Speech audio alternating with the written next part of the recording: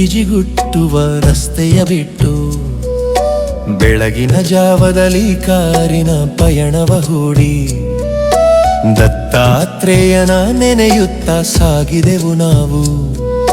ದೂರದ ಗಾಣಿಗಾಪುರದ ಪುಣ್ಯಕ್ಷೇತ್ರವ ನೋಡಿ ರಸ್ತೆಯ ಇಕ್ಕೆಲದಲ್ಲಿ ಹಸಿರ ಸಿರಿಹಾಸಿಗೆ ಚಕ್ರದ ಉರುಳಿನಲ್ಲಿ ದತ್ತನಾಮದ ಜಪವು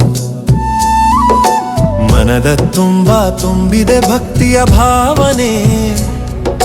ಕಾಣುವ ಆಸೆಯ ತ್ರಿಮೂರ್ತಿ ರೂಪದ ನೋಟವು ದತ್ತಾತ್ರೇಯ ದತ್ತಾತ್ರೇಯ ದೇವ ದೇವೋತ್ತಮ. ಗಾಣಿಗಾಪುರದ ಪುಣ್ಯ ದರ್ಶನವೇ ಪರಮ. ಭಕ್ತಿಯ ಪಥದಲ್ಲಿ ಸಾಗುವ ಈ ಸುಂದರ ಪಯಣ ನಮ್ಮ ಬಾಳಿಗೆ ಬೆಳಕಾಗಲಿ ಆ ದೇವನ ಚರಣ.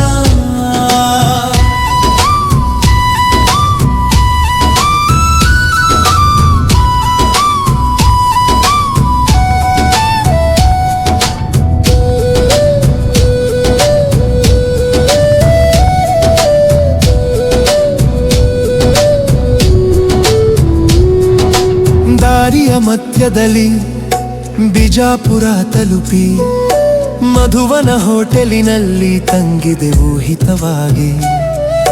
ದೂರದ ಪಯಣದ ಆಯಾಸವೆಲ್ಲವೂ ಮರೆತು ಸಂಜೆಯ ತಂಗಾಳಿ ಬೀಸಿತು ಅತಿ ಸೊಗಸಾಗಿ. ಗೋಲಗುಮ್ಮಟದ ನಾಡಿನಲ್ಲಿ ಒಂದು ರಾತ್ರಿ ನಸುಕಿನಲ್ಲಿ ಮತ್ತೆ ಸಿದ್ಧವಾಯಿತು ಈ ಯಾತ್ರಿ. ಗಾಣಿಗಾಪುರದ ದಾರಿಯು ಹತ್ತಿರವಾಯಿತು.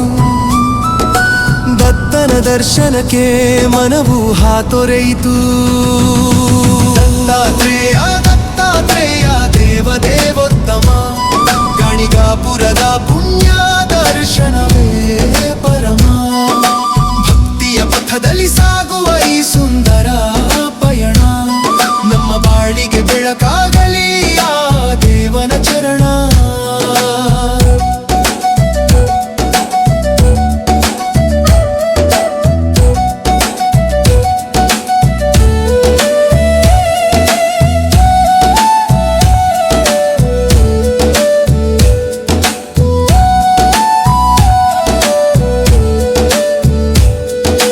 ಸಂಗಮದ ಪವಿತ್ರ ಸ್ನಾನವನ್ನು ಮುಗಿಸಿ ಪಾದ ಪೂಜೆಯ ಮಾಡಿ ಪುನೀತರಾದೆವು ನಾವು. ನಿರ್ಗುಣ ಮಠದಲ್ಲಿ ದತ್ತನ ದರ್ಶನ ಪಡೆದು ಮನದ ಭಾರವೆಲ್ಲವೂ ಇಳಿದು ಹಗುರವಾಯಿತು ಸಾವು. ಮತ್ತೆ ಬೆಂಗಳೂರಿನ ಹಾದಿಯ ಹಿಡಿದು ಹೊರಟೆವು. ಮನದಲ್ಲಿ ದತ್ತನ ರೂಪವ ಅಚ್ಚೊತ್ತಿ ತಂದೆವು. ಈ ಪಯಣವು ಬರೀ ಪ್ರಯಾಣವಲ್ಲ ಹರಿವಧಾರೆ.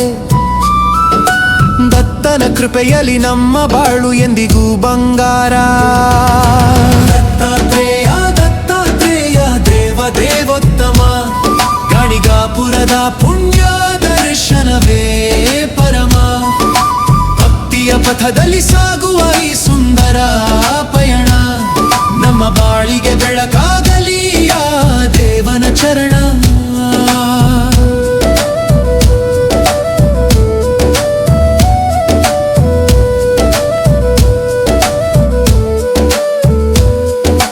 ಬೆಂಗಳೂರಿನ ಮನೆಗೆ ಮರಳಿದ ಮೇಲೂ ಗಾಣಿಗಾಪುರದ ನೆನಪುಗಳು ಹಸಿರಾಗಿವೆ.